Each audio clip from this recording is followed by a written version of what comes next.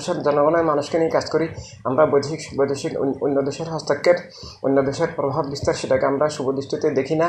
আমরা মনে করি জনগণকেই মানবতার পক্ষে, গণতন্ত্রের পক্ষে ঐক্যবদ্ধ করতে হবে। আমরা জনগণকে নিয়ে, দেশকে নিয়ে, রাষ্ট্রকে নিয়ে কাজ করি। কোনো অন্য রাষ্ট্রের সহযোগিতা নেওয়া সেটা স্বাধীনতা সার্বভৌমত্বের জন্য অত্যন্ত হুমকিজনক। আমরা তো বাস্তবে যেটা দেখতেছি, জনগণ মুক্তি চায়, জনগণ স্বাধীনতা চায়, নিরাপত্তা চায়, অর্থনীতির সুব্যবস্থা চায়, রুটি রুজি চায়। কিন্তু আমরা যেটা দেখতেছি, জনগণ মুক্তি চায়।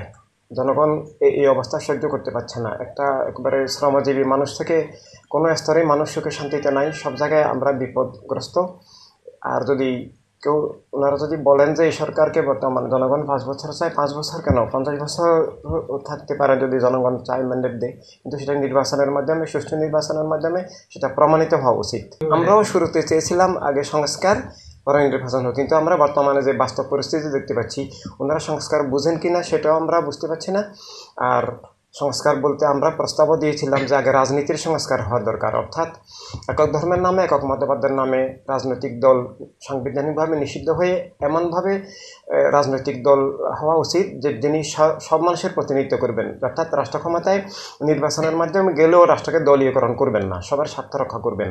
এভাবে শুধু নির্বাচনে মুক্তি আসবে না, কিন্তু তারপরেও অনির্বাচিত সরকার থাকাটা শোভনীয় নয়, সেটা গ্রহণযোগ্য নয়, সেটা জনপ্রতিনিধিত্বশীল নয়, সেটা জবাবদিহিমূলক নয়। ওরা জনগণের সুখ দুঃখ বুঝতে পারেন না এবং তারা কোনো গোষ্ঠী কর্তৃক নিয়ন্ত্রিত হয়ে থাকেন, এখনও হচ্ছেন।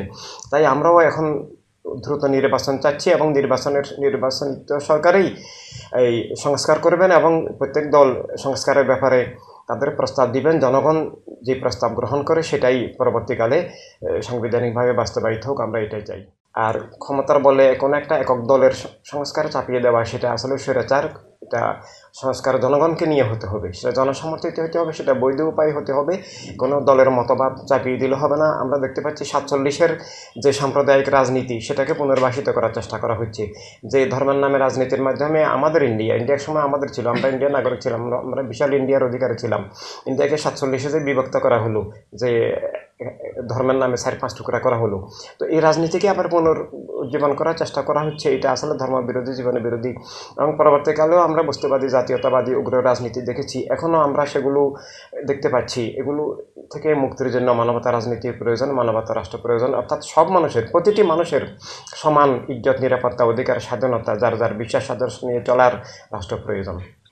সেগুলো নির্বাচনের নামে ধোঁকা, সেগুলো জনগণ ভোট দিতে পারে নাই, সেটা পুলিশ প্রশাসনকে ব্যবহার করে, রাষ্ট্রকে ব্যবহার করে সেগুলো ভুয়া নির্বাচন। আমরা সেসব নির্বাচনের প্রতিবাদ করেছি, প্রতিরোধ করেছি। আমরা হাইকোর্ট, সুপ্রিম কোর্টে রিট করেছি।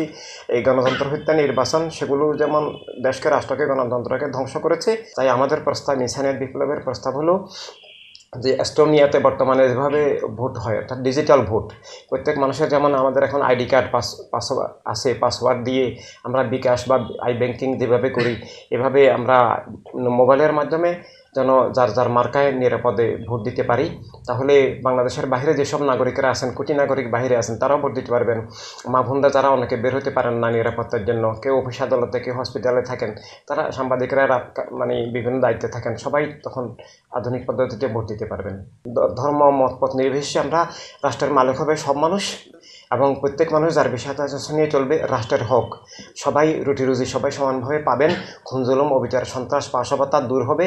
তাই এভাবে নিরাপত্তা, শান্তি, অধিকার, সম্মান, রুটি রুজি সবাই সমানভাবে পাবে, রাষ্ট্র সবার হবে, অর্থাৎ শান্তির, মানবতার এবং ভালোবাসার রাষ্ট্র হবে। আসলে আমরা সব ধর্মের, সব মানবিক মানুষ।